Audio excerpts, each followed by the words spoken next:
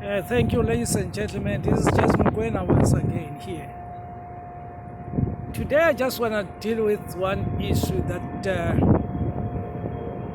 took place this morning. The judgment on President Jacob Zuma. Bear with me, I'm just next to the airport here, so you'll hear a little bit of noise, and I'm outside, so it's a little bit hot, but I'll be able to withstand the heat. I hope so. Now, this morning, President Jacob Zuma was found guilty of contempt of court by the Constitutional Court of South Africa. Many of you might also be aware that he was given an opportunity to comment on the possible judgment or the possible verdict on how he thinks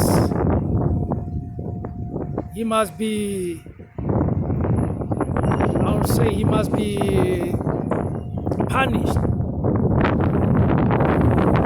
by the court if he were to be found guilty of contempt of court. But he didn't actually reply. He just let the opportunity pass.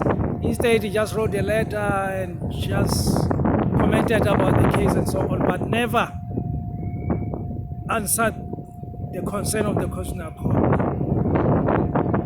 Now, here is the question that many people have been looking at.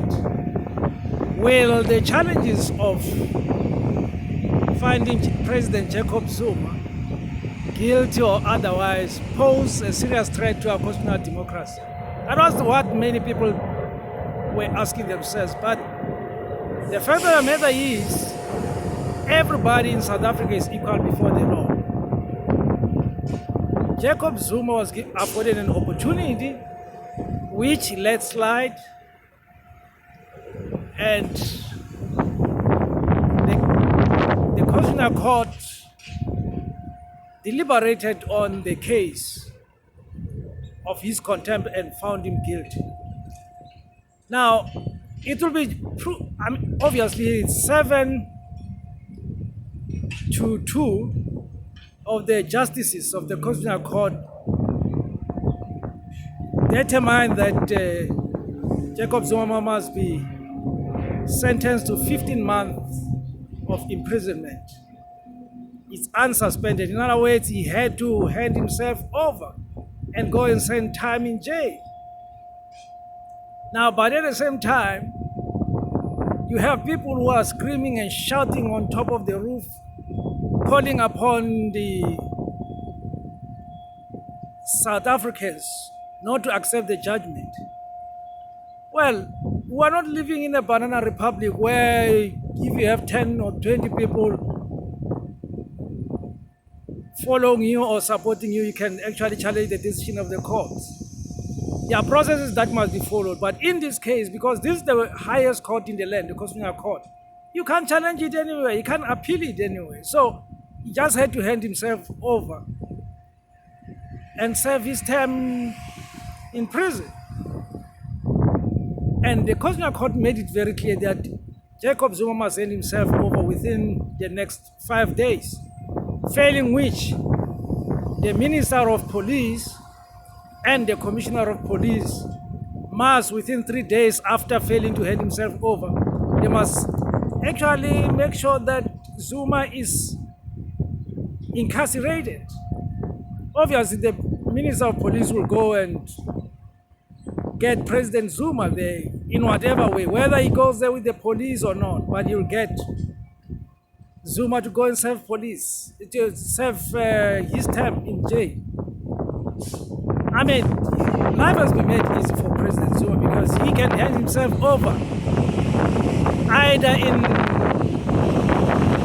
Uganda or Central Johannesburg or Johannesburg Central. I mean, he was given two options by the Constitutional Court or by the judgment. He said he can hand himself over at the Nkandla police station or at the Johannesburg Central police station. I mean, many people hardly even get that opportunity to hand themselves over to either of two police stations. We are normally told, no, you go and serve prison term in this prison. You must report the following day. Some of them, they don't even report. They are taken right from the court and straight to prison. And now I hear other people saying that the minority judgment of Justices Teron and Jafta said this will be unconstitutional and we are facing a crisis. There is no crisis here.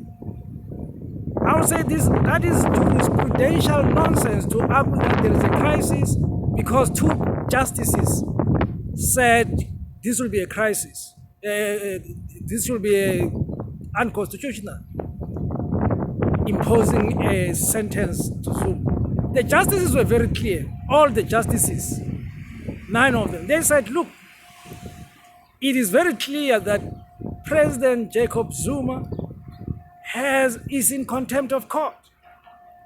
They only differed in as far as the sentence that must be imposed over him. That's it. And in any way, if you look at the jurisprudence of South African law, I mean, there might be dissenting judges in many cases. And that does not nullify the judgment of the majority of the justices. It will be really jurisprudential stupidity to argue that minority must overturn the judgment of the majority of the justices. That will never happen. It will turn South Africa into a banana republic where laws can favor certain individuals at the expense of the country and its citizenry. So, in my view, President Jacob Zuma, as Justice Hampepe, who delivered the judgment on behalf of the justices, said that we need to lambast any form of jurisprudential stupidity, such as this argument that a minority decision must be taken into consideration and therefore the rest must collapse. In other words, the decision of the majority must then be rendered null and void. We need to lambast such view. We need to reject it with the contempt which it deserves, all of us as South Africans. Because this is a democratic constitution and we're a democratic country, we're a constitutional democracy.